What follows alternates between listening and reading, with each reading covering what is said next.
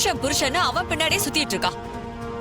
அன்னைக்கு அவ என்ன அடிச்சப்ப நீ மன்னிப்பு கேளுன்னு சொன்ன. ஆனா அவ முடியாதுன்னு சொல்லிட்டா. அதுக்கப்புறம் அவளோட புருஷன், அதான் நம்ம டிரைவர், அவன் மன்னிப்பு கேளுன்னு சொன்னதுக்கு அப்புறம் மன்னிச்சிருன்னு ரொம்ப சாதாரணமா சொல்லிட்டு போயிட்டா. உனக்கு புரியுதா?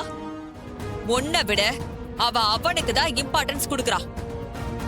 இப்படியே போனா அவளுக்கு எப்படிக்கா டிவோர்ஸ் கிடைக்கும்? 6 மாசம் இவங்க சேர்ந்து வாழ்ந்துட்டு அதுக்கப்புறம் எங்களுக்கு டிவோர்ஸ் வேணாம், சேர்ந்து வாழ்றோம்னு ஜட்ஜி கிட்ட சொல்லிட்டா அவரும் சரின்னு கேஸ தள்ளுபடி பண்ணிடுவாரு. அக்கா, அவங்க 2 பேரும் சேர்ந்து நம்மள முட்டாளாக்குறதுக்கும் நிறைய சான்ஸ் இருக்கு. இந்த விஷயத்தை லேசில விட்டுறாதக்கா.